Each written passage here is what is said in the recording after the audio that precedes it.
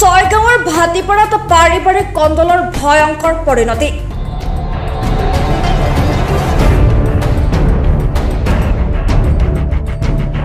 এজনক হানি খুচি হত্যা।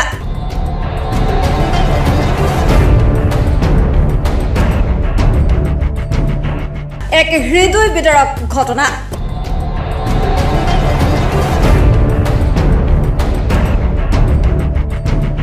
কণমানি পুত্ৰৰ সন্মুখতে হানি খুচি নৃশংসভাৱে হত্যা কৰা হ'ল পিতৃক।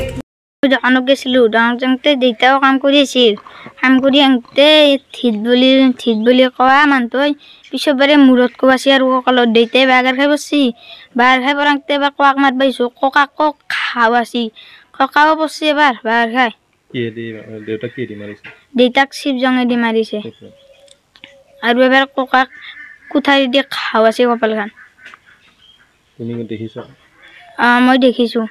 তাতে ককাকো মাতবা আহোঁতে মাৰিছে ককাকো। দক্ষিণ কামৰূপৰ ছয়গাঁৱৰ ভাটিপাৰাৰ দুই ভগ্নীৰ কাজিয়াৰ পিছতে দুই শালপতিৰ ভয়ংকৰ মাৰপিটৰ ঘটনা।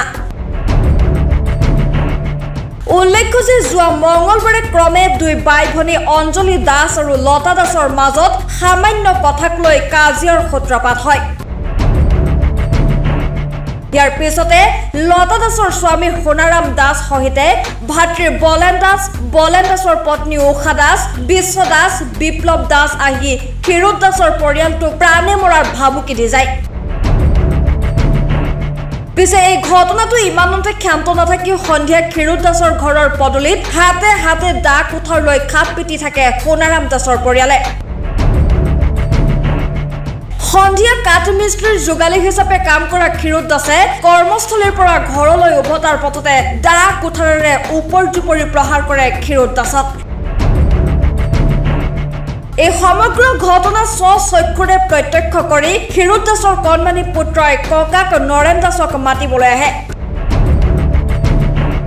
তেনেস্থলত নৰেন দাসকো কোঠাৰেৰে ঘপিয়াই গুৰুতৰভাৱে আঘাত কৰে সোণাৰাম দাসৰ পৰিয়ালে।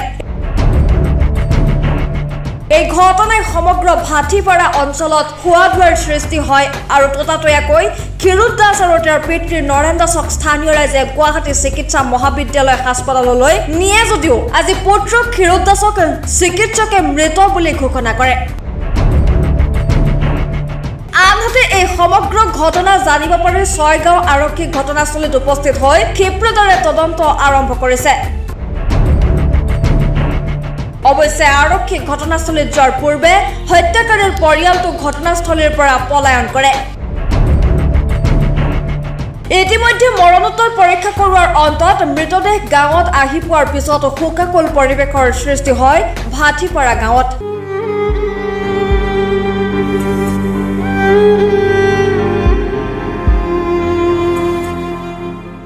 যি দৃশ্যত সাধাৰণ ৰাইজৰ উপৰিও আৰক্ষী প্ৰশাসনৰ চকু সেমেকি উঠা পৰিলক্ষিত হৈছে।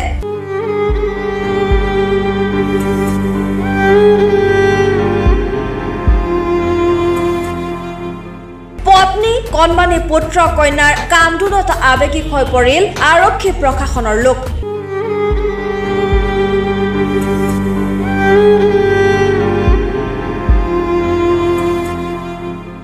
যিকোনো ভয়াৱহ পৰিস্থিতিৰ সৃষ্টি হ'ব পাৰে বুলি ভাবি ঘটনাস্থলীত ছয়গাঁৱৰ চক্ৰ বিষয়া চিৰঞ্জিত দাস, আৰক্ষী আৰু CRPF তথা মহিলা আৰক্ষী উপস্থিত হৈ পৰিস্থিতি নিয়ন্ত্ৰণ কৰে। অতিকৈ দুৰ্ভাগ্যজনক ঘটনা আমাৰ গাঁৱত এনেকৈ হোৱাটো আমি বহুত লজ্জিত হৈছোঁ। জানো কিয় এনেকুৱা ঘটনা হ'ব নালাগিছিল। মানে যোৱা পৰহি গধূলি মই গম পালোঁ যে ইয়াতে এখন কাজিয়া হৈছে। তাৰপিছত যেতিয়া গম পালোঁ কাজিয়াৰ সূত্ৰপাত কেনেকৈ হ'ল সেইবিলাক বহুত ভিতৰুৱা, সেইবিলাক বাৰু বেলেগ কথা। কিন্তু কাজিয়া কৰিলে কি নৰেন দাস আৰু এই ক্ষীৰোদ দাস ইহঁত দুটা গৈছিলে, মানে তাত ঘটনাস্থলীত গৈছিল। যোৱাৰ পিছত সিহঁতৰ এই সোণা দাসৰ পৰিয়ালটো আৰু থিত মানে বলেন ইহঁতকেইটাই আহি পেলাই মাৰা বুলি শুনিছোঁ। আৰু ৰাতিয়ে মোক ফোন কৰিছিল, কৰোঁতে ক'লোঁ কি যে 108ক ব্যৱস্থা কৰি দি 108ৰ দ্বাৰাই মানে কি সিহঁতক চিকিৎসা কৰিব লৈ গ'ল।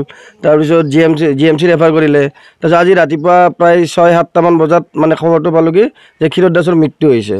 গতিকে এনেকুৱা হ'ব নালাগিছিল, কাৰণ কি আমাৰ গাঁৱৰো বদনাম। গতিকে আমি আৰু এটাই বিচাৰোঁ যে দোষী শাস্তি পাওক, এইটোৱে আৰু। মই খুৰীমে কওঁ আপাতে কাম কৰি কিনে আহি আছিল মোৰ সৰু বাচ্চা আছে এটা আৰু কাম কৰি আহি থাকোঁতে পিছৰ পেৰে আহি কিনে কোব মাৰি দিছে আটা মাৰি দিছে তাৰপিছত আপাতই যাই কিনে এবাৰ হেৰি ককাকক মাতি লৈ গৈছে মই তাকে লাগি গৈছোঁ যাই কিনে ককাকক মাতি কিনে ককাকক কোঠাৰেদি ঘাও মাৰি দিছে ঘাও মাৰি দি কিনে এবাৰ পৰি গৈছে পৰি যোৱাৰ পিছত আহিছে ঘৰত গেলি আহি কিনে মই একো কৰিব নোৱাৰোঁ দেউতাৰে মাত বোল নোহোৱা হৈ গৈছে দেউতাই বাটত আহি কিনে পৰি গৈছে এবাৰ কি কৰিম মই সৰু বাচ্চাটোৰ লগত লৈ ইলাক আৰু 108টো ফোন মাৰিব নোৱাৰোঁ কি কৰিম মোৰো মাথা গৰম হৈ গৈছে সেইকাৰণে দোষী শাস্তিটো দিব লাগে যিজন মৰিছে তেওঁৰ নাম কি ভকত দাস ক্ষীৰত দাস ক্ষীৰত দাস যোনে মাৰিছে তেওঁৰ নাম ধীৰ দাস আৰু সনা দাস আৰু লতা দাস আৰু বিশ্ব দাস আৰু গোটেইকেইটাই পৰিয়ালৰে আছে দোকান ৰাতিপুৱা মানে মই ইহঁতৰ তাতে অলপমান আগত মানে এখন পূজা আছিলে পূজা থাকোঁতে প্ৰসাদ দিব আহিছিলোঁ আনতে মানে মই তাতে কথা পাতি থাকোঁতে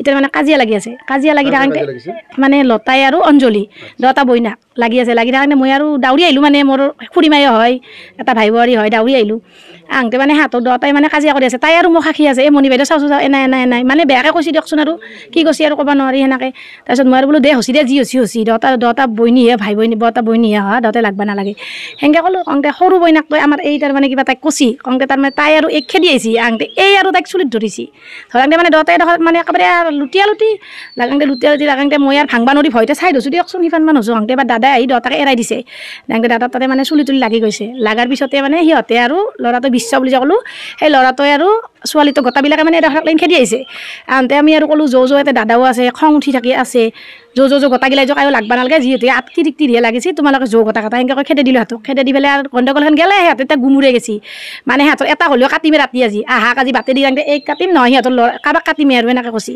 কাটিব সেইটো আৰু ভাবা নাই আমি আৰু নাইও দূৰত থাকোঁ ময়ো গুচিয়ে গৈছোঁ তাৰে পিছত আৰু লাগিয়ে গ'ল গণ্ডগোলখন তাৰপিছত মই গমেই নাপাওঁ তাৰপিছত সেইখিনিয়ে জানো তাকে এৰাই দিছোঁ এৰাই দিয়াৰ পিছত গুচি গৈছোঁ কাজিয়াখিনি কিহৰ কাৰণে হৈছে মানে বইনাকে কিবা ক'ব আহিছিলে বইনাকৰ মানে বেয়াটো কিবা শুধৰাই দিব আহিছিলে তুমি কিয় নাই সেনেকৈ ক'ব আহিছিলে আহোঁতে মানে বইনাকে কৈছে কি তই মোৰ ঘৰত কিয় ক'ব আহিবি সেনেকৈ কৈ মানে ডাঙৰ বইনাকক এও কিবা কৈছি মানে দুটাই মানে লুটিয়া লুটি কোনটোৱে কেনেকৈ আগত ধৰিলে মই এইটো গমেই নাপাওঁ ছয়গাঁৱৰ পৰা বিশ্বজিৎ দাস দৈনিক অগ্ৰজোত ডিজিটেল।